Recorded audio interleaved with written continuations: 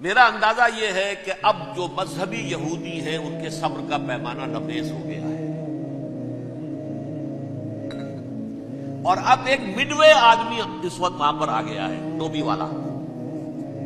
اگرچہ وہ پریکٹسنگ یہودی اس طرح کا نہیں ہے، داڑھی والا نہیں ہے، زلفوں والا نہیں ہے وہی کوٹ پینٹ والا، لیکن یہ کہ اوپر رکھتا ہے وہ ٹوپی، جس نے کہ فلسطینیوں کے 2 کیمپ ایسے اڑائے تھے جیسے کہ چیونٹیوں کا ہو لشکر اور ان کو پاؤں تلے روک دیا جائے، اس طریقے سے ختم کیا۔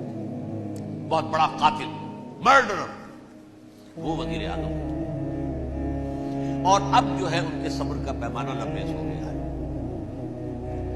اب ان کا فیصلہ یہ ہے کہ انہیں 3 بڑے بڑے قدم اٹھانے۔ نمبر 1، فلسطینیوں کا خاتمہ، ایتھنک کلینزنگ۔ اگر یہ فلسطینی رہتے ہیں یہاں پر تو اگر 10 ہم ان کے ماریں گے تو 2-3 یہ ہمارے مار دیں گے۔ تو اسرائیلی کی جان تو بہت قیمتی ہے، یہ تو خیر 1000 بھی مر جائے تو کوئی بات نہیں، یہ تو کیڑے مکوڑے ہیں، جینٹائلز ہیں، گوئمز ہیں، یہودی وہ مر جائے، لہذا ان کا ٹنٹا مکاؤ، اب ان کو ختم کرو۔ وہ اشتہار شاید آپ کی نظروں سے گزرا ہوگا جس میں نے یہ الفاظ لکھے ہیں کہ بوسنیا کی ایتھنک کلینزنگ جو ہے ماند پڑ جائے گی، اور جو کچھ ایتھنک کلینزنگ ہوئی تھی 500 برس قبل ہسپانیہ میں، اس کا نقشہ آپ دیکھیں گے دنیا میں۔ اس وقت کیا ہوا تھا؟ عربوں کو، مسلمانوں کو یا جلا دو، قتل کر دو، یا جہازوں میں ان کو ڈمپ کروے اور لے جا کر شمالی افریقہ کے ساحل کے اوپر اتار دو اور ڈمپ کر دو۔ ایک بچہ بھی نہیں رہنے دیا تھا ہسپانیہ میں۔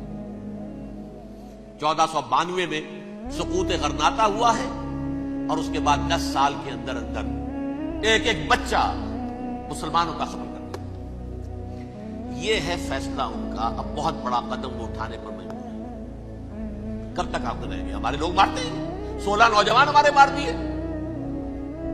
آج گھر تھا، اس میں ایک چلا گیا فلسطینی، بم اپنے جسم سے باندھ کر وہاں اڑا دیا، خود بھی اڑ گیا، 16 ان کے نوجوان اڑ گئے۔ لہذا یہ چیز ان کے لیے ناقابل برداشت ہے، ان کے صبر کا پیمانہ اب لبریز ہو رہا ہے۔ نمبر 2، انہیں بہرحال اب یہ کرنا ہے کہ مسجد اقصی کو گرائیں، قبۃ الصخرہ کو گرائیں اور ٹیمپل بنائیں۔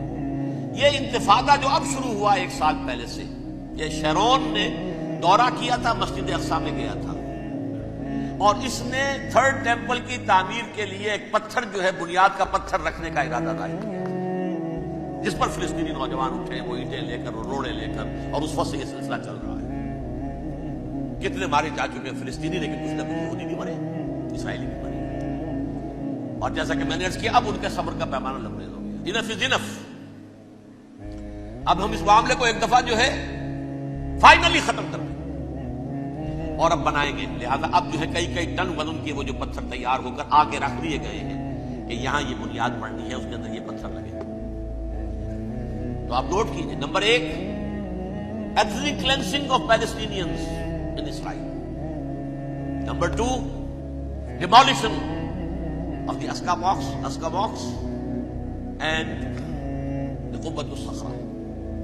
Number 3, امریکہ کو الٹیمیٹم، تم اب اپنے ٹانگ درمیان میں مت لڑاؤ،